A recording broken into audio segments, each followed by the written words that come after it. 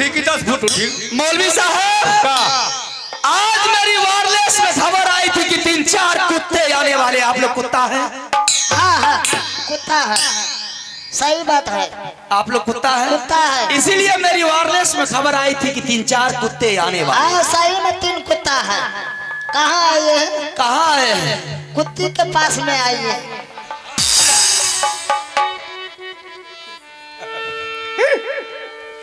अरे का हो तुम्हारे बता नहीं। मौलवी साहब का इसका नाम है वायरलेस। वायरलेस ऊपर से हवा खींचती है, ऊपर से आवाज। अच्छा वायरलेस है ऊपर। ये वायरलेस है, ऊपर से आवाज खींचती है और कानों तक पहुंचाती है। एकरे का कहे? ये क्या है? ये लाठी है। और क्या? लाठी है। लाठी नहीं तो क्या? नीचे सामा पिया है, नीचे सामा पिया है। तुरलेस है। इसका नाम है वायरलेस और उसका नाम तुरलेस। नीचे सामा पिया है। मौलवी साहब का धीरे धीरे आप लोग आगे बढ़ते जा रहे हैं। सुन तोरे समझियो तो से कत्ता हमारा बेटा खाग लोड़ धान को बहुत बड़ा जुल्म कर दिया। का कर लगो रहा? बहुत बड़ा जुल्म कर दिया। मेरे दिल से मैंने खेलवाड़ कर दिया। मेरी दिल ने उसको चाहा, वो इनकार कर दिया। ते हमारे बात रख लगी। अब बस रखेंगे, जो बात रखने वाला होगा बस रखूंगी भाई। चल तोरे बात सही रही हो। सुन 1 हफ्ता के लिए रुदला के बांध खोल करके आजाद कर दे। अच्छा 1 हफ्ता के बाद में अयो हो आराती लेके बराती लेके अजनिया बजनिया बैंड पार्टी लेकर के अयो हो। आ वही रुदला के हाथों से तोरे मांगों में सिंदूर डलवा देबो आ कपड़ घर बना करके राज मोहब्बा ले जेबो। खोल के आजाद कर दे। कितने दिन के लिए? 1 हफ्ता के लिए। 1 हफ्ता के लिए। मौलवी साहब का आपके बात को मैंने मान ली, मलखान दे क्योंकि बात मान बात मान जाए। बुजुर्ग आदमी है। हाँ हाँ इसीलिए मैंने बात को मान ली। हाँ बात मान। मौलवी साहब 1 हफ्ता के लिए आपने बोले बाबू रुदल सिंह को खोल करके आजाद कर देने के लिए। खोल कर आजाद कर। मैंने 1 हफ्ता के लिए आपको बात को मान करके 1 हफ्ता के लिए मैंने भाई श्रीमान आजाद कर दी। पुरस्कार के दौर में आप है दिलीप कुमार पासवान और उसका पुत्र त्रिश कुमार और किशन कुमार, कृष्ण कुमार और किशन कुमार और बच्चे की तरफ से शानदार 51 रुपए नोट मिला है। दूसरा पुरस्कार है आप है लालो साव। आप है दूसरा पुरस्कार लालो साव, उनकी तरफ से भी 25 रुपए का नोट मिला है। मैं अपने पार्टी से बहुत बहुत धन्यवाद देता हूँ। मौलवी साहब का आपने अच्छा प्रश्न किया है, बहुत खूबसूरत जवाब देने के लिए मैं तैयार। हाँ सही। मौलवी साहब आपने बोले 1 हफ्ता के लिए बाबू रुदल सिंह को खोल करके आजाद कर देने के लिए। आजाद करते हैं। मैंने खोल करके आजाद कर देती हूँ। ठीक है। इधर 1 हफ्ता मेरी कैद घर खाली हो जाएगी। का हो रह लेते 1 हफ्ता के लिए मैंने बाबू रुदल सिंह को आजाद कर दूंगी। कर दही। इधर 1 हफ्ता मेरी कैद घर खाली हो जाएगी। रुदल सिंह के बदले में मैंने 1 हफ्ता आपको बांध करके रखूंगी। हमरे हाँ रुदला का बदला हमरे बांध के रख दी। हाँ तूरे हम कैद घर में का करबो की? कैद घर में नहीं रखूंगी। करूंगी क्या? बुजुर्ग आदमी है, कैद घर में धुआं और खैनी मरचाई की धुआं। तू रह जाइए, बजा के छोड़ा कर चला जा। हम का करबे? मौलवी साहब इधर जब मेरी कैद घर खाली हो जाएगी तो कैद घर में रहेगा कौन? का हो ये खाली हुई है तो करा दिए। आपको रहना पड़ेगा मेरी नटवर किला में। हमरे हाँ होगा क्या? का करबो हमरे? क्या होगा? इधर आप क्या कीजिएगा? मैंने 1 बीघा में साग सब्जी लगाई है। साग सब्जी खेत में, जैसे कि सब्जी में कौन कौन सा सब्जी आता है? का सब? झींगा, भिंडी, करेला, गोभी, टमाटर, कदुआ इत्यादि सब्जी सभी के सलाद के लिए मूरे बिसर गए। मूरे भी है, अच्छा। बैगन भी है। अच्छा। सब सब्जी है। हरा सब्जी है। हरा सब्जी है। साग भी लगाई हूँ, ठरिया का साग है। बहुत अच्छा अच्छा साग सब्जी लगाई हूँ मैंने। पालक नहीं लगे लिया? पालक भी लगाई हूँ मैंने। ठीक है। मौलवी साहब जब तक कि बाबू रुदल सिंह मेरी कैद घर में मोहवी किला से नहीं आ जाता तब तक आपको तो वही काम करना होगा। लेकिन करूंगा क्या? एक जो चप्पा कल गाड़ दूंगी, ठीक। एक बदना दे दूंगी, नमाज पढ़ने वाला एक तो दस्तरखान दे दूंगी। जब तक रुदल सिंह नहीं आएगा तब तक आपको वही एक चप्पाकल को चलाना है और भिंडी गोभी को पटाना है। तेरी नानी का फिटकिरी खनो, ओ हरामजादा ऐसा आदमी आ तोर ऐसा नौकरनी, रोज दिन हमरे रोज दिन अंडा का छिलका फेंकेगी आ तोरे ट्यूबवेल कल चलेबो, सब्जी पटेबो। सुन, अगर हमरे बेटा का गर्भान में खोली है काप नहीं गई। ये आप नहीं देख रहे हैं, आंधे हैं। अरे बुढ़ा आदमी है, बोल रहा है लहंगा हो का लहंगा ओकरे तो कहां फेंकबो चीर फाड़ के, तो कोई ठिकाना न हो। ई का हो गई, बंद हो गई, कान में बाली है। ये का होगी ई ब्लाउज ओकरे तो चीर फाड़ के कहां फेंको तो अल्लाह में जाने है। गला में का होगा, हार है हार। ओकरे तोड़ दो। कान में का होगा, बाली ओकरे तोड़ के कहां फेंको अल्लाह में जाने है। नाक में का हो, नाक में नकबुल्ला है। नकबुल्ला हो, ओकरे तो तुल्ला बना दो। आई पीछे में का होगी, जूड़ा जूड़ा, ओकरे ते जूड़ा काट करके आ जहां के फलबो कि तोरे खोल के याद कर दे। यही का मार दिया जाए कि छोड़ दिया जाए, मार दिया जाए कि छोड़ दिया जाए, तेरे साथ या सलूट दिया जाए, मार दिया जाए कि छोड़ दिया जाए, मार दिया जाए कि छोड़ दिया जाए, तेरे साथ या सलूट दिया जाए, मार दिया जा कि छोड़ दिया जा, मार दिया जा कि छोड़ दिया जा, तोरा हमरे साथ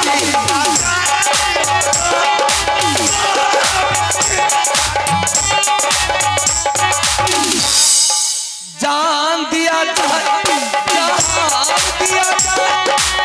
जान दिया जाए, जान दिया जाए, बोल तेरे साथ क्या जुल्म किया जाए, मार दिया जाए कि बस छोड़ दिया जाए, मार दिया जाए या छोड़ दिया जाए, कुर्बान दिया दिया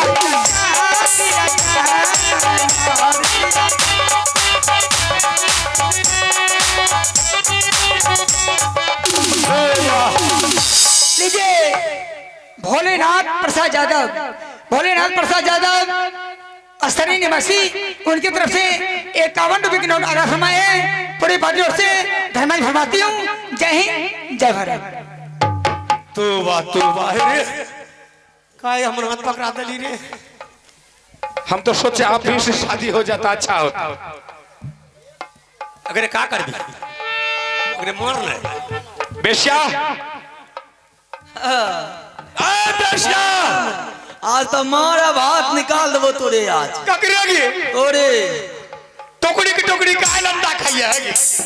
मारने मारने अगर हमने से तू जीत जबी ना तो कहियो हम कायल हम बच के हे रे साबा क्या रे का पर मलबी साडी चारा चलो रे साबा पालेगा नगरिया हाय रे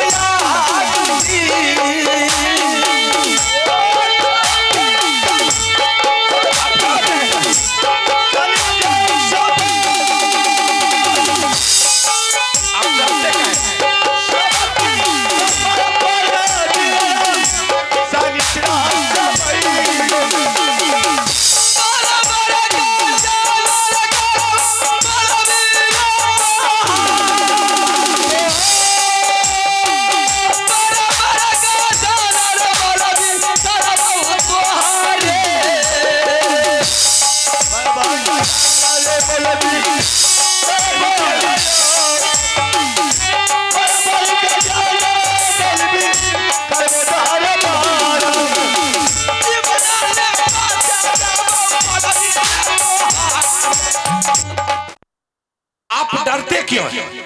अरे तोरे दोनों भाई का कुछ कहाँ कहो, हमने तो खे मारा। चाचा जी आप देख ले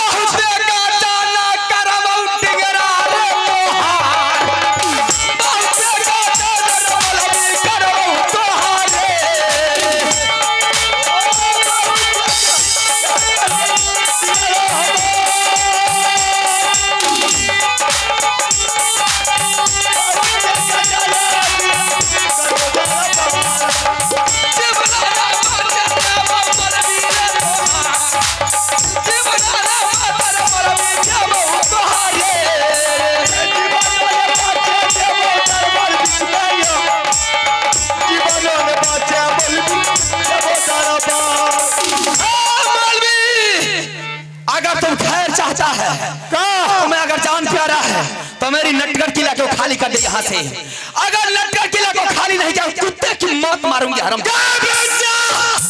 अगर बेटा बेटा अगर तुम बांध नहीं खोलेगी कितना तुम्हारे ऊपर पट्टा टूट जाएगा। अच्छा अगर उससे तू अगर बच गया दीवार कितना तुम्हारे ऊपर पाना तोड़ देंगे।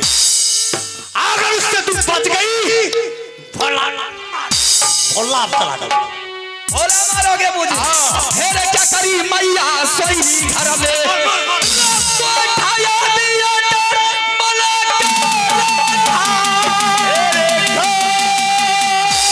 क्या करी मैया यद रख रेखा गए रसोई घर में लिया बाबू जन्मवा जाए उतरो तेरा रे रण क्षेत्रों में चलता करता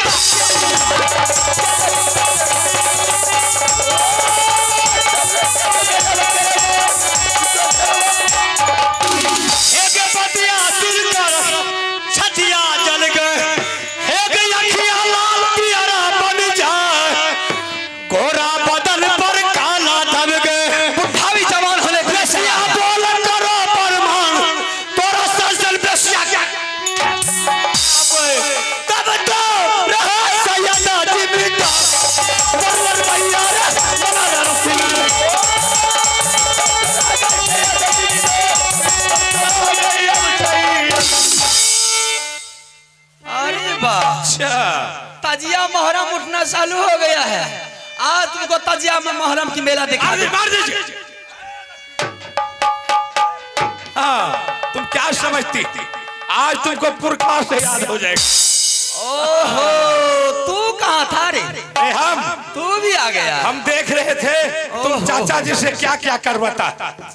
सही बात है। हाँ अच्छा हुआ कि तुम लोग भी आ गया। मुझे मौका मिल गया कि सबको कुत्ते की मौत मारूंगी और बिस्टा चटा चटा करके मारूंगा।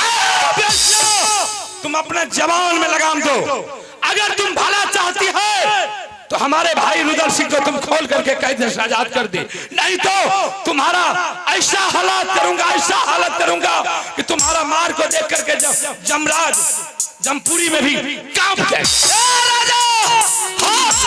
अपनी जवानी के जोश में अपना होश मत खो दे। समझ गया? क्या? आज तुम्हें पता चलेगा। ऐसी हाल कर दूंगी, ऐसी हाल कर दूंगी मेरे नटकर के यहाँ से लंगा ही भागेगा तुम। अच्छा तुम्हारे पास उतना हिम्मत नहीं है। अगर तुम्हारे पास तुम अगर सोचती है कि सब सेना भाग जाएगा यहाँ से तो तुम एक बार फैसला करके देख। क्या पर है नवाज मियां चाल तो हर बिगड़ी। क्या पर है नवाज मियां चाल तो हर बिगड़ी। क्या पर है नवाज मियां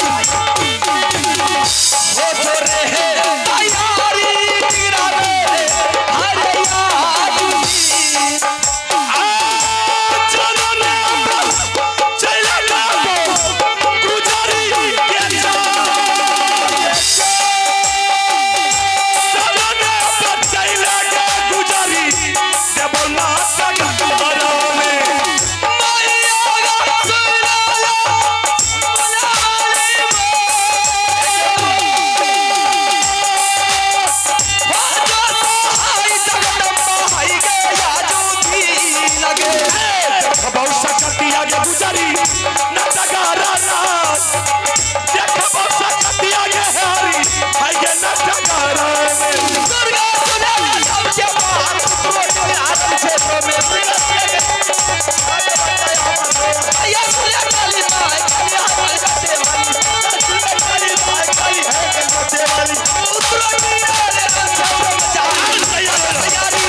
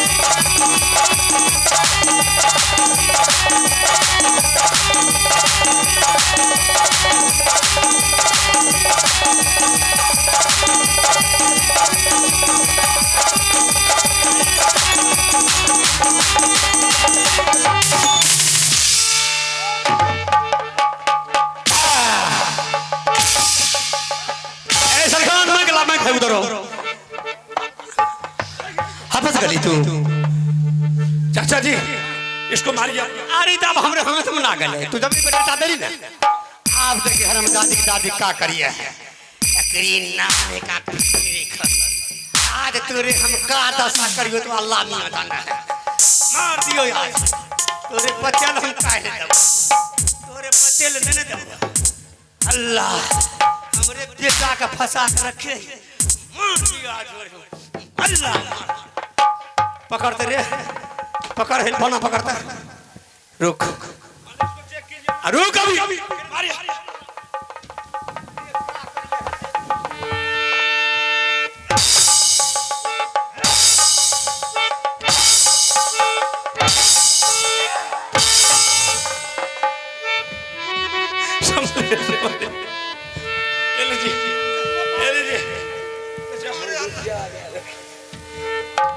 पूरा ताकत लगा दी। सलखान अरे सलखान मर गलो और मलखान सलखान मर गए मर लेते सुन जने काला लगा देखी ताला लगा के अल्लाह लगा के आ देखी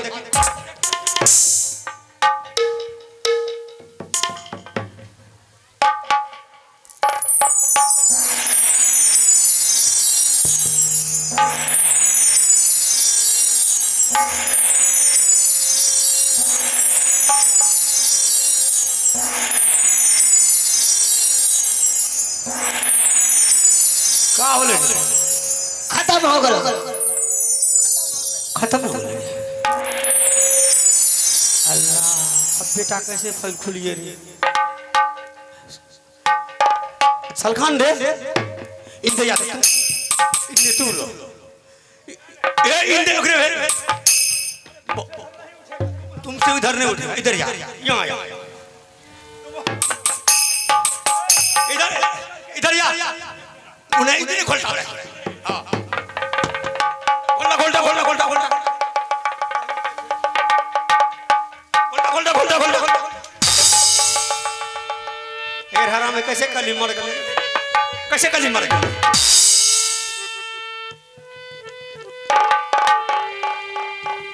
अंकुरा रहे रे अरे अंकुरा रहे रे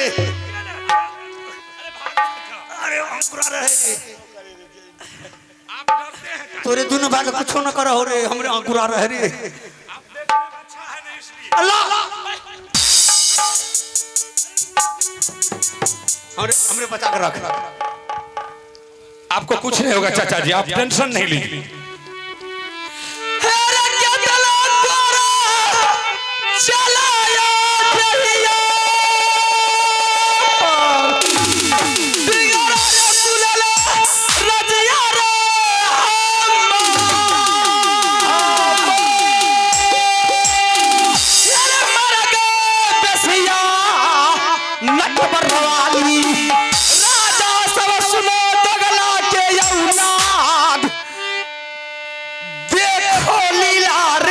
जिया के होश में बोल। ये पल कोरा ये सच होई जाए चले जाने रे ससुरिया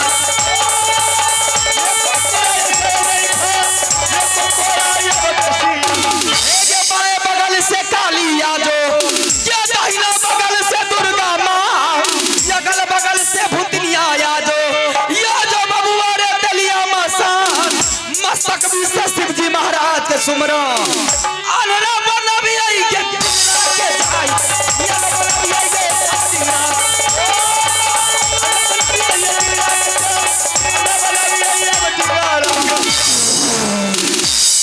चाची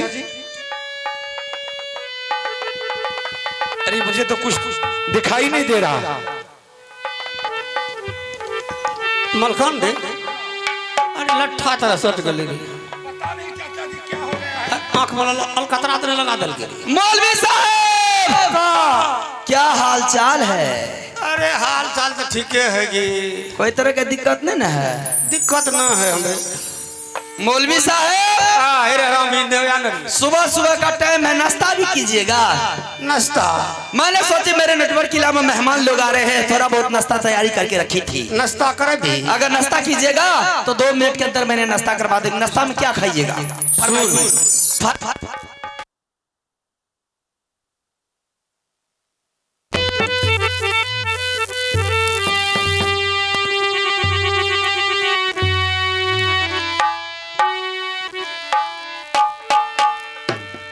हेलो हेलो नाश्ता में क्या खाइएगा आप? देखिए हम हेलो हेलो नाश्ता में क्या करे भी? चूड़ा का उबाल दही, चूड़ा का फ्राई कर दही, 3-4 गो अंडा जो है उबाल दही। हे देखिए हमें तो खोखी आदमी खोखी हुआ हो, हमें बिस्लरी का पानी हमरे पिला दिया। बिस्लरी का पानी? हाँ अल्लाह अल्लाह चल खिला खिला नाश्ता कीजिएगा। सुन इधर हमने अरे बेटा हाँ हम बूढ़ा आदमी हमने नाश्ता करा दे पहले। ठीक है पहले आप ही कर लीजिए। खान हम बूढ़ा आदमी पहले नाश्ता हम कर लियो कर दे। ठीक है थोड़ा सा नाश्ता कर लीजिए। करा दे।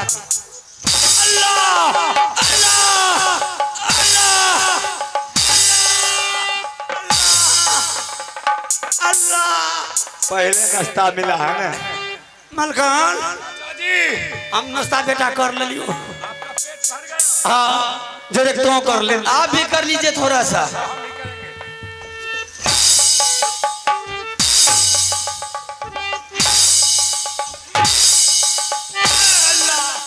हो गल बेटा। चाचा जी हमको इतना नाश्ता करा दिया कि अब हम शाम तक भोजन एरे सल खान ते भी कर ले तेरे। तू भी नाश्ता करोगे रे? हमें तो नाश्ता न करियो है। क्या सब करोगे? हमरे तो ज्यादा था तो वही न करबो। कौन सी नाश्ता करोगे? हमें दूध पियो ये।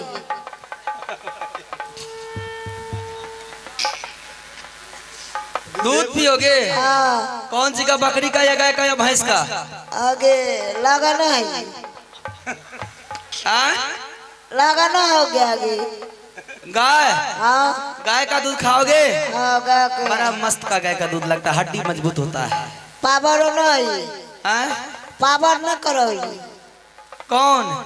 गाय के मैं तुमको खिलाती हूँ नाश्ता, थोड़ा सा दूध पी ले। हाँ पिया देगे।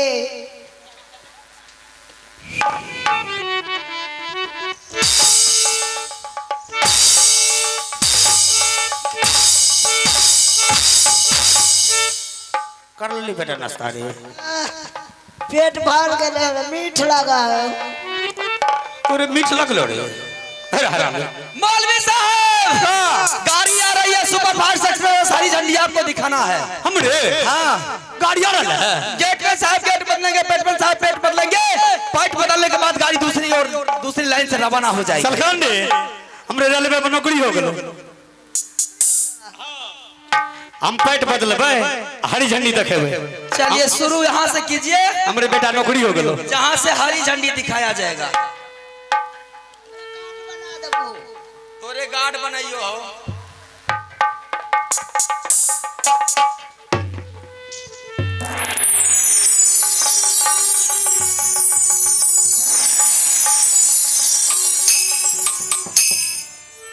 हरी झंडी शुरू।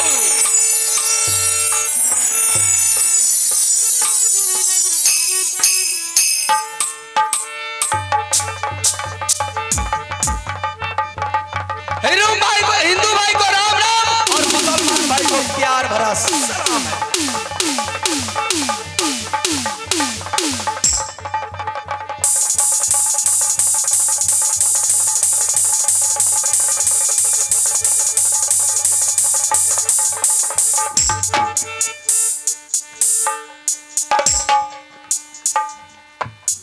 बिल्कुल सही बोले कि अगर यहाँ पर कोई लाठी भोला का मार होता तो इन लोगों उससे फैसला कर देते, लेकिन ये हरामजादी के पास इतना जादू है कि किसी को पार पाने के लिए नहीं देते। ठीक है, रानी को बुलाकर जरा इन लोगों को ठीक करवा देते हैं। कुछ न कुछ तो रानी के पास जादू जरूर है। उसके बाद फिर चाचा से राय विचार ले लेंगे कि आगे क्या करना है। उसके बाद कुछ न कुछ सोचेंगे।